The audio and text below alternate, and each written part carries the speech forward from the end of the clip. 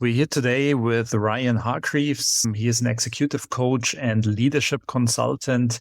Could you tell us a little bit more about yourself? Well, thank you for having me on the podcast. Yeah, my name's Ryan. I'm based primarily in London, but I work globally as an executive coach, primarily to hedge funds and private equity companies. And then I do leadership programs at a number of companies, offsite retreats and things like that. My background is a little bit unusual. I was a Buddhist monk for almost 10 years.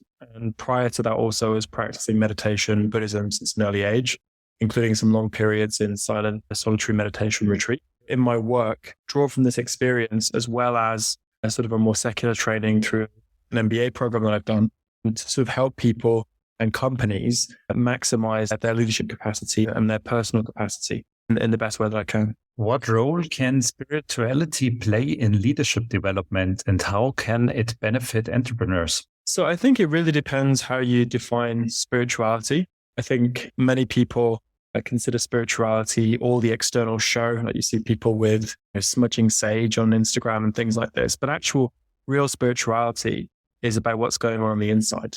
And then, of course, your business development and activity is much more of an external part. So I think spirituality is really what guides the entrepreneur's internal world. And then their entrepreneurship that they engage in the world externally, it comes from that place.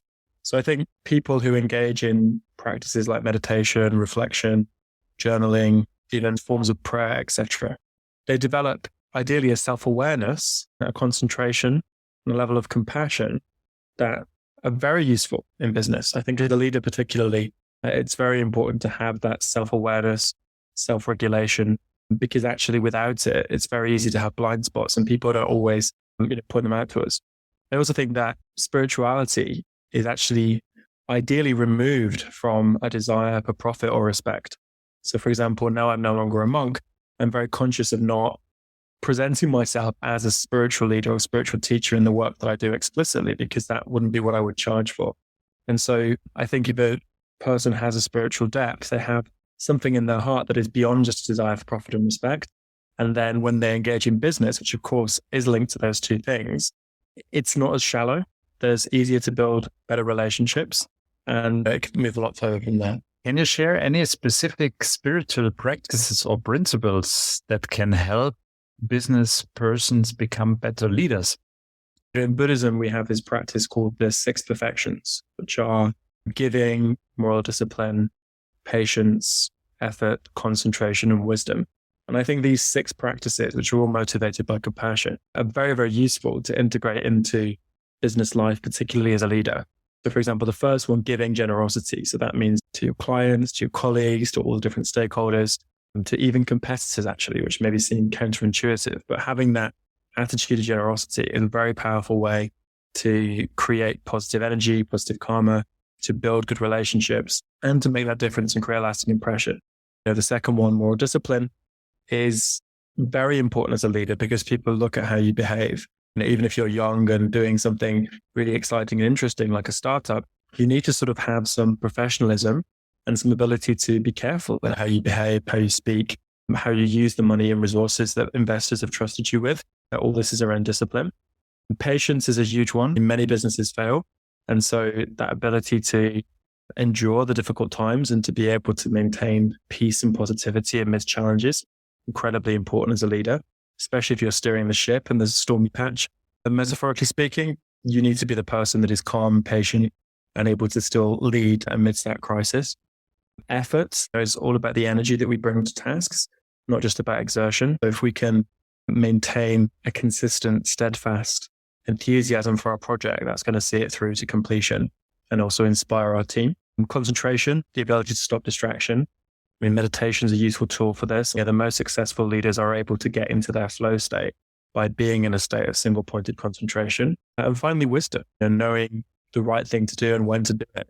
And there's an element of knowledge around that, but there's also like an innate wisdom that's developed through experience, through learning, through growth, where you sort of get that inclination, okay, this isn't the correct path, or this is not the right partnership for me to form with this business, and use your wisdom as like this inner guide or compass that helps you move towards the goals that you've set for yourself and the company. So these 6 tools are very useful for busy leaders. but they're also just tools for a happy life in general, to be a successful human being. As you just lined out in Buddhism, there's a concept of right livelihood. So what does it mean and how can entrepreneurs apply it in their businesses? So right livelihood is one of the Noble Eightfold Path. It's more of an emphasis within, for example, Theravada Buddhism. I can be more from the Tibetan tradition.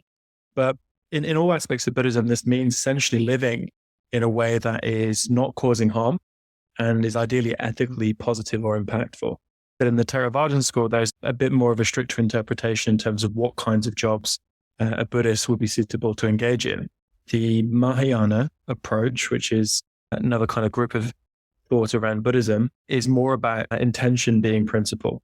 So if your intention is to do no harm and to have a positive impact, even if you're in an environment or an industry that maybe those two things don't scream out when you think of them, like banking, for example, if you try to personally live in accordance with a mindset that is doing no harm and that is creating impact, and if your motivation even for obtaining that wealth is to also spend and use that money in an ethically positive way, then it would still be right livelihood.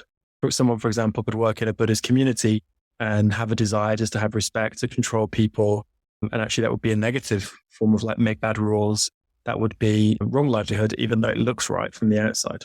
Somebody else could be someone who's working in finance in the city, but if they're guided by compassion and they're trying to have some discipline, not harm the people, make sure they're not doing activities that would cause disruption to other people's lives as much as possible and make decisions from that place, then that person we could say is engaged in right livelihood. How can founders balance the demands of running a successful business with their spiritual growth and development? If I look at my own life, I can say obviously I had a huge focus on spiritual development, but I was also helping to grow the Buddhist communities that I was working with. I think there will be periods in our life where we emphasize one more than the other. I don't think that balance is a 50-50 ratio or one that is the same throughout every period in our life. We all need times where we withdraw, rebuild ourselves, and focus inwards. And we need times when it's a busy process in the business and we have to put a lot of external energy. And that balance is something that shifts. Ultimately, the short answer is that we need to integrate the two so that we feel that the challenges and experiences we have as an entrepreneur, which are often quite a humbling experience, are part of our hero's journey, part of our spiritual process or path that we can use to enhance our own qualities, like our patience, like our compassion, like our generosity. And those challenging situations are kind of where we level up in those skill sets.